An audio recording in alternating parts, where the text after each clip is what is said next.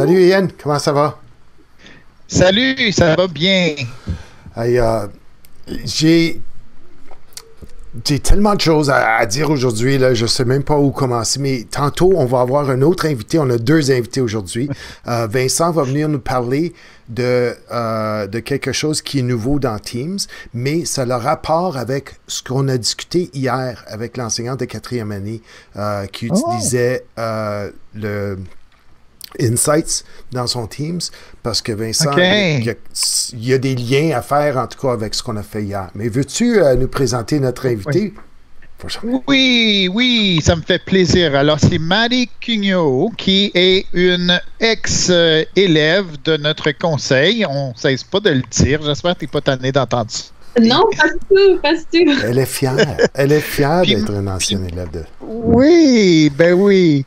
Elle est responsable du développement communautaire pour KCJ. KCJ, c'est Kids Code Jeunesse. Puis on a depuis maintenant plus de 2 ans, hein, Maddie, un partenariat informel avec KCJ pour nous aider à développer nos capacités de coding pour autant les élèves que les adultes au conseil, n'est-ce pas?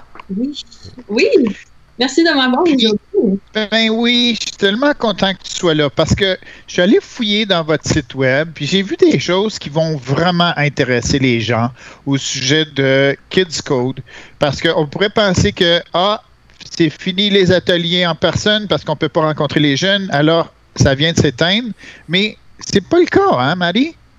Pas du tout, Yann, pas du tout.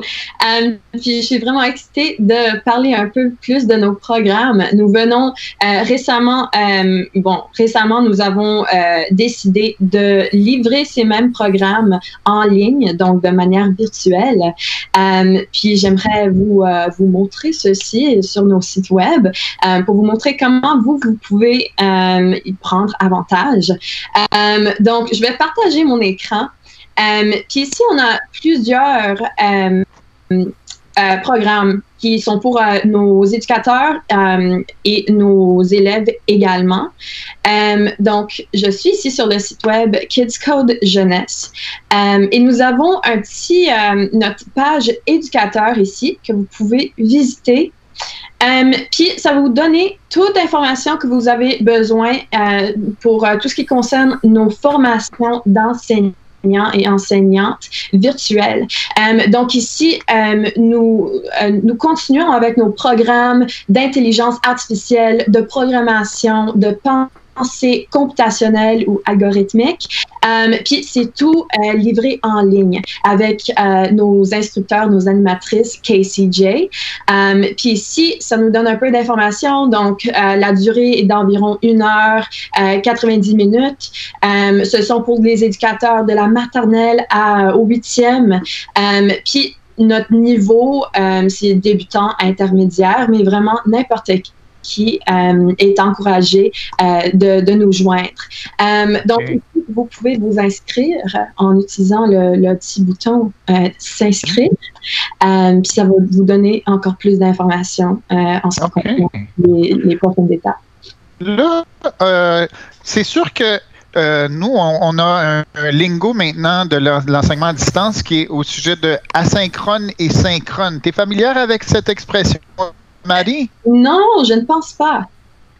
Bien, essentiellement, ce qu'on dit ici, c'est que quand tu présentes quelque chose de vive voix comme on est en train de faire, là, on est en synchrone, c'est-à-dire que l'élève est là en même temps que le prof. Est-ce que c'est ce genre d'enseignement-là qui arrive quand on s'inscrit à un programme comme ça, ou c'est de l'apprentissage un peu à notre propre rythme quand on veut, où on veut, avec notre ordinateur ou avec d'autres machines? En fait, c'est les deux. Donc, initialement, on veut vraiment cette interaction en direct avec les éducateurs ou les étudiants. Mais suivant ceci, nous allons vous fournir des ressources, des matériels que vous pourriez explorer à votre rythme. Mais c'est vraiment cette session initiale, cet atelier initial qu'on aimerait avoir en direct avec vous autres pour, juste pour fonder cette relation, si vous voulez. OK. Puis c'est ça qui durerait de 60 à 90 minutes, 10 minutes de prime abord? Oui. OK, intéressant. Alors ça couvre les besoins peut-être de nos enseignants. Mais on sait que KCJ, c'est beaucoup plus que juste un organisme qui aide les enseignants. Alors, qu'est-ce que vous faites pour les élèves? Oui, merci d'avoir demandé. Donc, nous avons 2 programmes que nous offrons pour nos élèves couramment. Puis celui qui est le plus populaire jusqu'à date, c'est notre Code Club. Donc, auparavant, nous avons offert des Code Clubs en personne dans les salles de classe, dans les bibliothèques, centres communautaires, etc. Mais puisque nous n'avons plus cette opportunité d'être en personne, vous pouvez vous rejoindre en ligne. Donc, vos enfants, vos étudiants peuvent nous joindre. Donc, nos animateurs, nos animatrices mènent des ateliers à chaque semaine. Puis ici, vous pouvez voir nos horaires. Donc, nous avons les jeudis Scratch et Python. Les mardis, nous avons en anglais, par contre, Scratch et Python aussi. Et ce sont vraiment les programmes Code Club qu'on offre. Ceci dit, on encourage fortement aux enseignants d'inscrire leurs salles de classe en tant que Code Club. Puis ça va nous permettre, en fait, de mener des Code Clubs qui sont conçus pour leur classe spécifique. Donc ici, si vous décidez de vous rejoindre en utilisant le site web, ce sont vraiment des élèves à travers du Canada qui ont accès. Mais si vous voulez me rejoindre puis me dire que vous voulez commencer un Code Club pour votre classe uniquement, c'est là où on peut en discuter plus de comment qu'on peut supporter. Donc, les ressources qu'on peut vous fournir, les instructeurs, animatrices bénévoles qui vont pouvoir mener ces ateliers pour vous autres. Et puis, les horaires, puis tout ça, on peut en discuter aussi.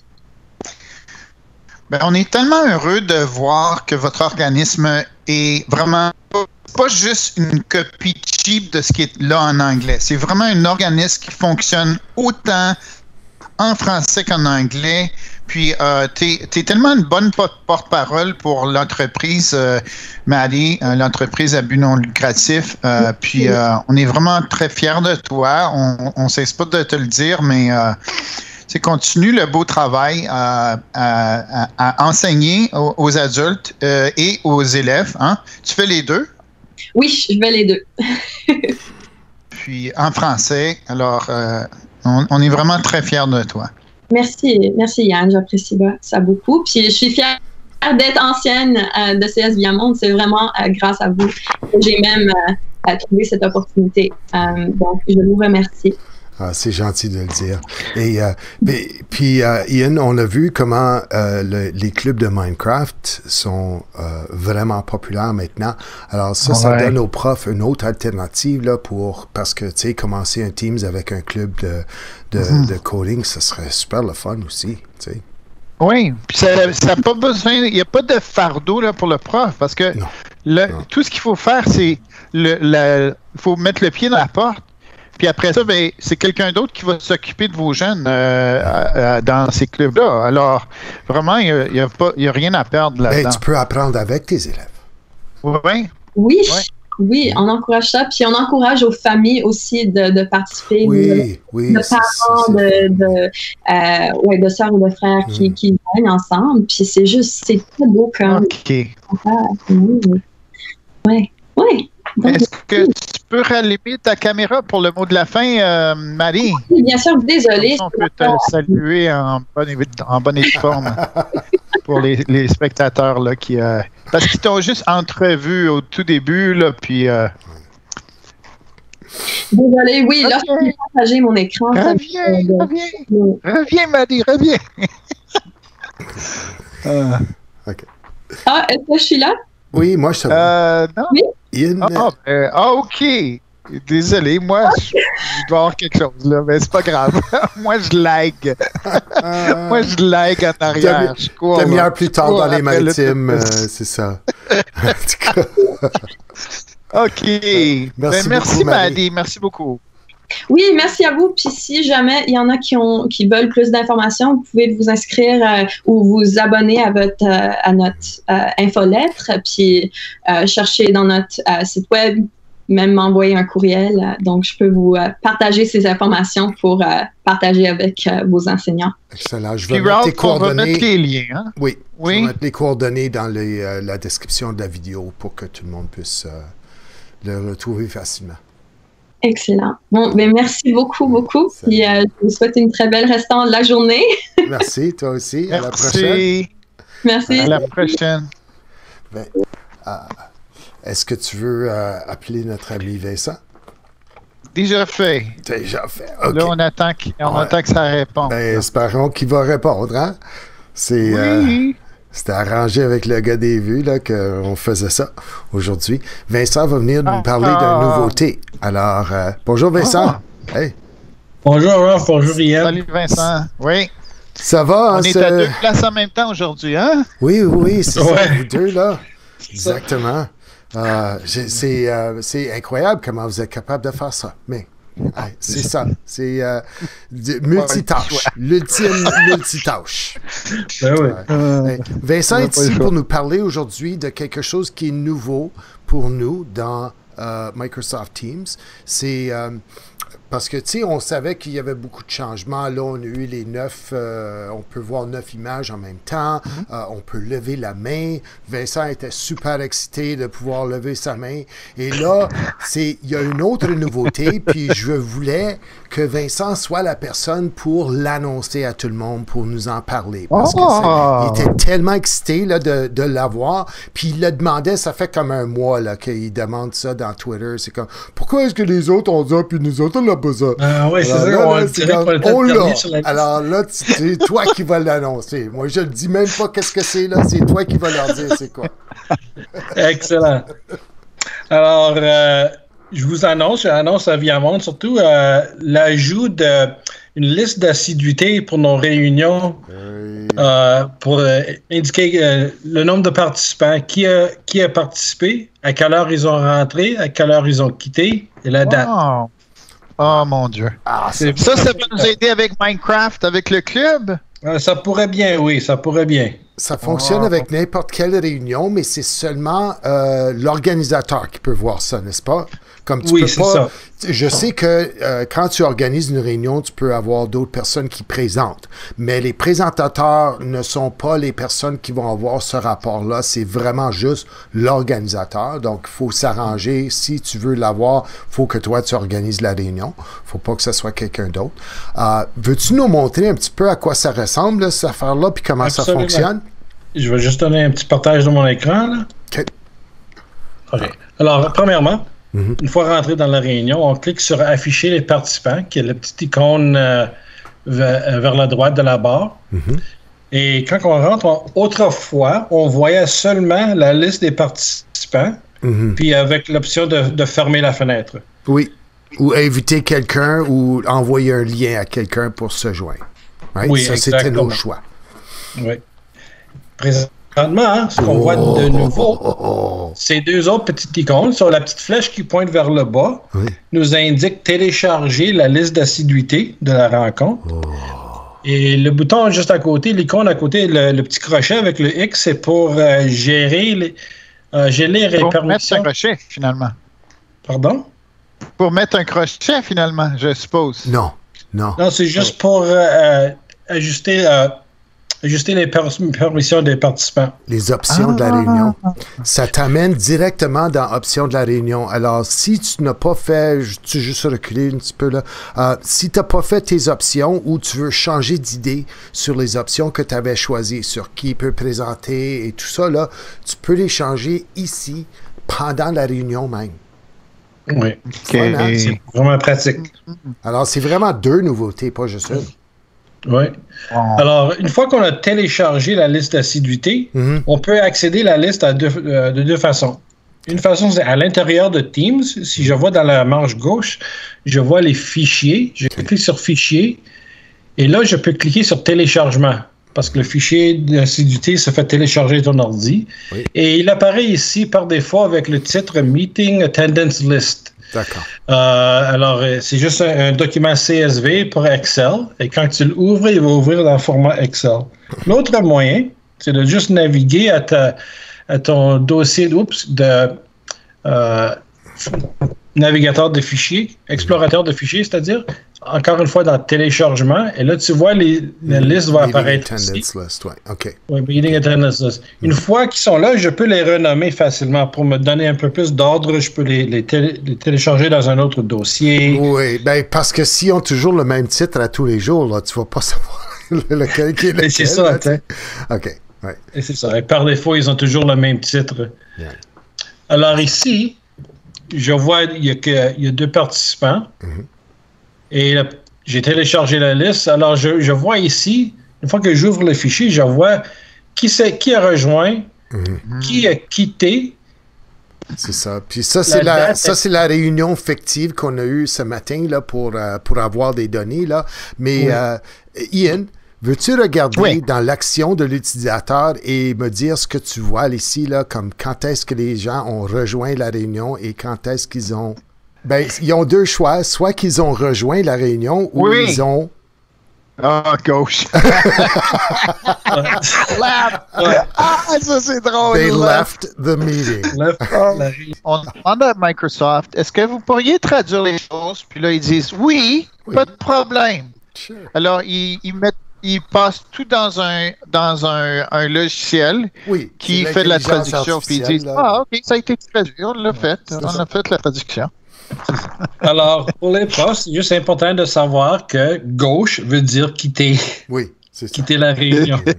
OK. Now, il y a un petit hic, là, Vincent. Si je veux avoir un rapport comme ça, là, il faut que je fasse attention de ne pas quitter la réunion. Oui, exactement. Alors, nous, comme modérateur ou présentateur de la réunion, propriétaire, on a l'option de terminer la réunion complète. C'est important de ne pas terminer la réunion avant que tu aies téléchargé le fichier d'assiduité. Alors, tous les membres, les participants devraient quitter la réunion, devraient fermer la réunion de leur côté, accrocher. Oui. Et une fois que tout le monde a quitté, je peux cliquer sur la petite flèche pour télécharger le fichier avant que je ferme la réunion. Oui, et ça, c'est important. Il faut qu'on soit la dernière personne dans la réunion, mais ne pas quitter. Parce que ce qui arrive, quand on a un rendez-vous comme ça, on pourrait rencontrer des gens à nouveau demain dans le même lien. Alors, à chaque fois qu'on démarre une réunion, cette réunion-là, dans l'espace, va durer dans le temps que ça va durer. Et quand tout le monde raccroche et quand la dernière personne raccroche, la réunion est maintenant fermée. Et on peut recommencer une nouvelle réunion dans le même espace. Mais à ce moment-là, qu'est-ce qui arrive avec notre liste, Vincent? Si j'ai manqué mon coup, et puis là, j'ai quitté la réunion, tout le monde était parti, puis j'essaie de retourner dans la réunion, qu'est-ce qui arrive? Qu'est-ce que je vois? Alors, je vois ceci. OK. Disons que j'ai fait une simulation, j'ai oublié de télécharger le fichier avant que j'ai terminé la réunion. J'ai retourné et là, je vois que je suis le seul qui était présent. Oui, parce que tu as démarré une nouvelle réunion. Quand tu as cliqué sur le lien une deuxième fois, là, c'est comme une nouvelle réunion. Et puis, tout le monde qui était là la dernière fois, ben, ils ne sont pas là. Alors, c'est ça. Il n'y a pas d'historique qui se fait conserver. Donc, c'est super important de ne pas quitter avant d'avoir ton téléchargement de ton rapport. Oui, exactement. Awesome. Ben messieurs, je pense que vous venez de nous épargner des heures de production pour créer une vidéo parce que c'était très clair. Puis je sais maintenant comment aller chercher l'assiduité de ma rencontre. Alors, je vous félicite d'avoir fait ça live. C'est ça, c'est un tutoriel live. Exactement. C'est l'intention de tout ça, n'est-ce pas? Oui, absolument. Oui. Et puis, tu sais, hier, Ian, je te disais, il y a des rapports avec notre invité d'hier parce qu'on a regardé Insights. Et Insights, en partie, ce sont des statistiques comme ça. Comment est-ce que les élèves ont passé leur temps en ligne? Est-ce qu'ils ont cliqué dans différents... hier, on a vu ça, là, comme quand les élèves cliquent dans un canal de mathématiques où ils vont aller ouvrir un tel document. On voit toutes ces traces-là. Mais maintenant, ce que Vincent nous donne, c'est un autre morceau à ce portrait-là qu'on veut, comme le portrait global de la participation, de l'engagement des élèves, parce que là, on va savoir non seulement qu'ils ont assisté à cette réunion-là, mais on va savoir combien de temps est-ce qu'ils ont passé dans la réunion de telle heure à telle heure.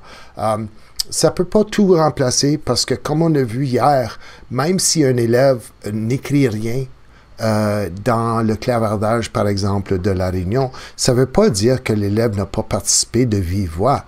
Tu sais, il aurait pu parler, il aurait pu présenter des choses, il avait les mains pleines, comme toute la réunion, à montrer ces choses. Il n'a pas eu le temps de l'écrire. Alors, tu sais, il y a des statistiques, puis il y a des statistiques, parce qu'ils ne peuvent pas tout nous dire. Il faut, nous autres aussi, qu'on soit témoins, et puis qu'on fasse nos propres observations pour parler de l'engagement, du niveau d'engagement des élèves, n'est-ce pas? Oui, c'est bien ça.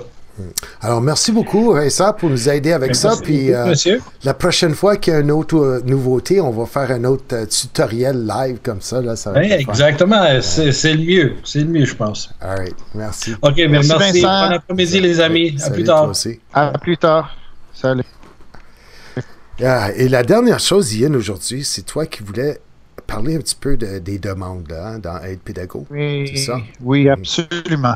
Puis, je vais partager mon écran parce que, Ralph, tu avais préparé, il y a quelque temps, tu avais préparé une présentation qui nous donnait un peu l'idée de, comme le big picture, hein, la vue d'ensemble de tout ça, puis comment on a Aide Pédago. Puis, on a aussi Aide Info. C'est ça. Ça, c'était au lancement du service Aide Pédago. Il fallait qu'on se distingue, puis parce que les gens se demandaient, OK, ben on a déjà Aide Info. Pourquoi est-ce qu'on a besoin d'un Aide Pédago? Qu'est-ce qui est différent? Alors, c'est ça. Oui. Exactement. Puis, ici, dans la deuxième diapo, si je peux cliquer dessus, on a une petite idée des différences entre une demande Aide Info puis une demande Aide Pédago, comme on aime l'appeler. Pour Aide informatique, ce que ça vous donne, c'est on va peut-être pouvoir réparer l'équipement, OK? Bon, en confinement, peut-être moins. On va faire des installations. Presque toutes les installations se font maintenant à distance. Oui, à distance ou par l'utilisateur. Ils mettent des choses dans le magasin Microsoft, ils mettent des choses dans le centre logiciel, et puis on les installe nous-mêmes. Comme ça, c'est vraiment, vraiment bien. Bien sûr, on va vous dire d'éteindre et rallumer votre machine. Alors, le fonctionnement est très important. C'est là qu'on va avoir beaucoup de ces astuces-là, comme as-tu essayé de changer de furteur? As-tu essayé de déconnecter ton team et de le rallumer? De revenir en ligne avec ton team, etc., j'en passe. Et des problèmes de réseau.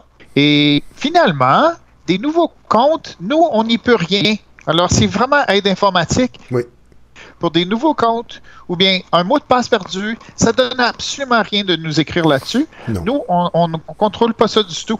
Hein? Non, c'est ça. Les comptes et les accès des comptes, c'est-à-dire que si tu as de la permission, tu devrais avoir la permission d'ouvrir un tel fichier ou d'aller dans un certain répertoire et tu ne l'as pas. C'est ça. Puis, ça ne te dérange pas, Ralph? Voudrais-tu prendre la relève pour être pédago maintenant? Oui. Aide pédagogique a été conçue d'abord comme une façon de faire valoir les ressources que nous avons déjà produites pour Viamonde. On a beaucoup de ressources, puis on trouvait que les gens les connaissaient un petit peu ou peut-être pas du tout. Et puis, c'est difficile de passer le mot. Et donc, si on a un service où les gens peuvent poser des questions pédagogiques et nous, on peut les guider soit avec des ressources que nous avons produites nous-mêmes à Viamonde ou avec des ressources externes qu'on connaît bien, de IDELO ou de d'autres instances. Ben, à ce moment-là, tu vois, les gens peuvent poser ces questions-là. C'est pas quelque chose qu'un service informatique pourrait aider, mais nous autres, oui. Et on ajoute à ça maintenant l'intégration de la technologie en salle de classe où à distance dans ce cas ici, là, c'est l'utilisation pédagogique de ça. Alors, s'il y a quelque chose qui ne fonctionne pas avec l'ordinateur, oui, ça c'est aide informatique. Mais si on veut savoir comment est-ce que je fais telle chose avec Pear Deck ou dans Teams, si j'utilise ça avec mes élèves et je veux avoir des canaux privés, pour quelle raison est-ce que je voudrais avoir des canaux privés? T'sais, alors, c'est des questions comme ça. L'emploi des logiciels, l'emploi des applications. As-tu des suggestions pour une application qui aide les enfants dans la lecture en 3e année, 4e année, 5e année? Donc, tu vois, c'est des questions comme ça qui vraiment sont un mariage avec la technologie et la pédagogie. Et c'est ça. Être pédagogue, c'est vraiment l'intersection de ces deux choses-là, techno-pédagogie, et puis toutes les questions pédagogiques purement, là, comme la planification, l'évaluation et tout ça, et n'importe quoi qui a à faire avec l'environnement d'apprentissage virtuel de Viamonde, parce que ça rentre aussi dans la techno-pédagogie. On voudrait éventuellement que ce service-là soit plus nourri par les utilisateurs aussi. En tout cas, c'était la vision quand on a commencé. Alors, de plus en plus, on aimerait créer l'habitude d'avoir des gens qui vont pour poser des questions, mais d'avoir aussi des gens qui vont pour regarder les questions que les autres ont posées et offrir des réponses. Superbe! Ben, je te souhaite une excellente soirée, Ralph. Oui, toi aussi. Puis, on a bien hâte de se revoir demain. Ben, c'est ça. Alors, merci beaucoup. Oui. Et à tout le monde aussi, bon après-midi tout le monde. Salut Yann. Au revoir. Salut.